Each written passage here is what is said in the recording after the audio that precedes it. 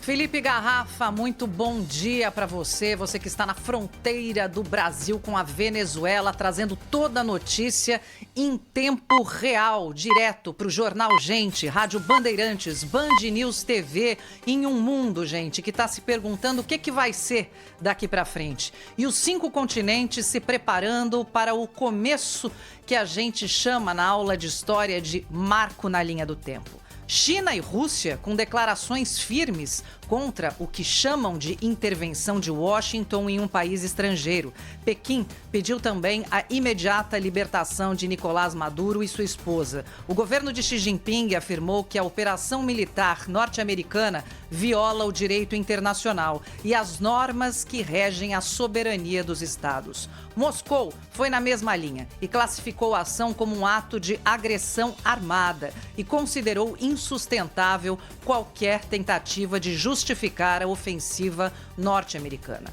Rússia e China são os maiores parceiros comerciais e políticos da Venezuela. 80% do petróleo venezuelano é atualmente exportado para a China.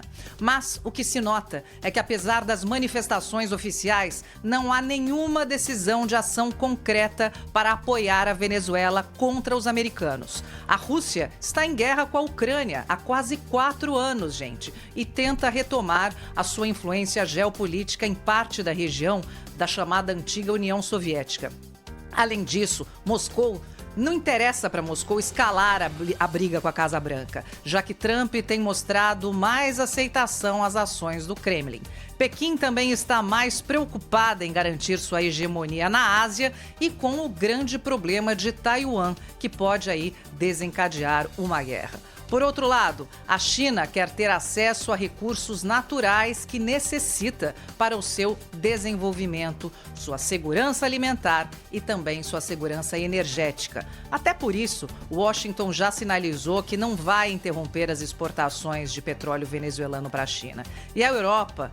Como é que fica a Europa nisso tudo, gente? O continente segue procurando uma forma de se posicionar econômica e politicamente neste novo mundo, entre aspas. As respostas dos países europeus ressaltam a importância ao respeito ao direito internacional, mas não criticam com ênfase a ação dos Estados Unidos.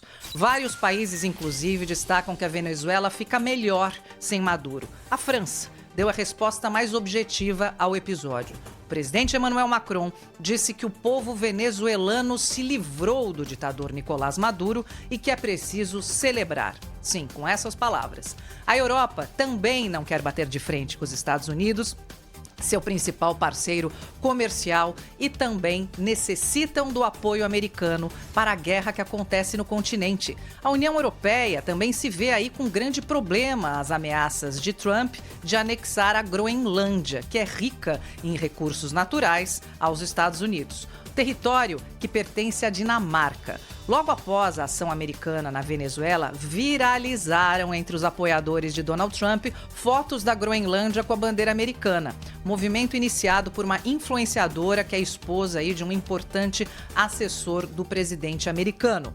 A reação da diplomacia dinamarquesa, obviamente, foi imediata e pediram respeito. Ao mesmo tempo, Trump voltou a afirmar que os Estados Unidos necessitam da Groenlândia. Olha aí, olha o jogo de xadrez. E a América Latina?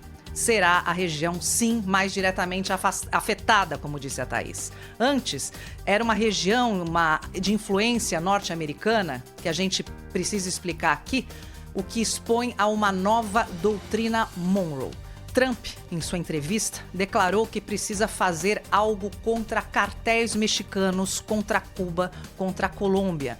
E sob a doutrina Monroe de 1823, historicamente não faz muito tempo, os Estados Unidos declararam que as Américas são dos americanos e com a política eles intervieram durante décadas em todo o continente. E pior, o México teve metade de seu território anexado aos Estados Unidos. Cuba e Porto Rico também foram ocupados. De fato, gente, o ano está só começando. São vários aspectos nesse jogo de xadrez chamado Mapa Mundi que a gente vai aqui desembaraçar ao longo do Jornal Gente, não só de hoje, mas ao longo de toda a semana, né? Para até vocês ajudarem a gente a pensar, porque agora eu vou chamar direto de Porto Alegre o Guilherme Macalossi, que tem mais sobre a análise, sobre essa... A gente fala jogo de xadrez, mas tá mais para jogo de war, né, Macalossi? Tudo bom com você? Um bom dia. É verdade. Bom dia, Sônia. Bom dia, ouvintes, telespectadores, bancada do Jornal Gente. Em 1945, Sônia... os 3 vencedores da Segunda Guerra Mundial se reuniram em Yalta, a chamada Conferência da Crimeia, Conferência de Yalta. Reuniu Winston Churchill, Franklin Delano Roosevelt e Joseph Stalin, os representantes de Estados Unidos, Grã-Bretanha e União Soviética. Eles, a partir dessa conferência, que depois foi reafirmada em Potsdam, redesenharam o mundo. E esse redesenho do mundo gerou a Guerra Fria. Não que não se criassem, a partir daí, instrumentos e infraestruturas globais de diálogo, como a própria ONU. A Organização das Nações Unidas é resultado de uma infraestrutura multilateral do pós-guerra. Pois Yalta está se repetindo agora, mas com novos atores e outros países envolvidos. Os Estados Unidos continuam lá, com Donald Trump. A Rússia continua lá, com Vladimir Putin. O novo ator que se insere nesse contexto, no lugar da Europa, que fica num segundo plano, é a China de Xi Jinping. E notem, cada um desses países estabelece ou tenta estabelecer zonas de influência. Falamos aqui sobre os Estados Unidos em relação às Américas. A Sônia mencionou China em relação a Taiwan. E a Rússia está nesta guerra em relação à Ucrânia, que ela considera seu território. A Europa fica perdida em conversas improdutivas, não consegue desempenhar um papel efetivo, fica a reboque da ação destes 3 países que protagonizam a cena internacional. Enquanto isso, a tal infraestrutura multilateral vai caindo como um castelo de cartas, que ao longo de muito tempo iludiu analistas, jornalistas, pesquisadores, acadêmicos, estrategistas políticos.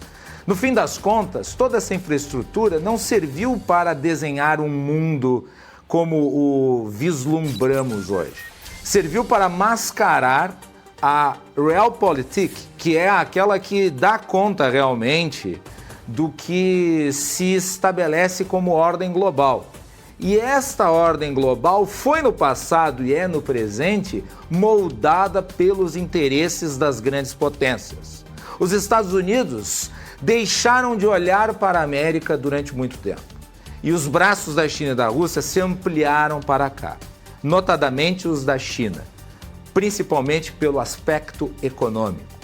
Pois ao intervir na Venezuela com propósitos econômicos e políticos, o que Donald Trump e seu governo deixam muito claro é que eles estão fazendo uma linha de corte da zona de influência que, historicamente, os Estados Unidos entendem sendo como sua.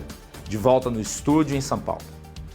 E esses aqui os assuntos de abertura do Jornal Gente, que claro tem muito mais. A gente vai falar sobre outros aspectos que envolvem a Venezuela, a ação militar dos Estados Unidos, a própria ação militar, o que acontece agora na política brasileira, manifestação do governo brasileiro, qual é a situação do Brasil na América do Sul agora, depois da ação militar dos Estados Unidos na Venezuela. Enfim, tem muita coisa para a gente falar no Jornal Gente, que está só começando. Assim como 2026 está só começando, a gente faz uma pausa rapidinha e volta já já.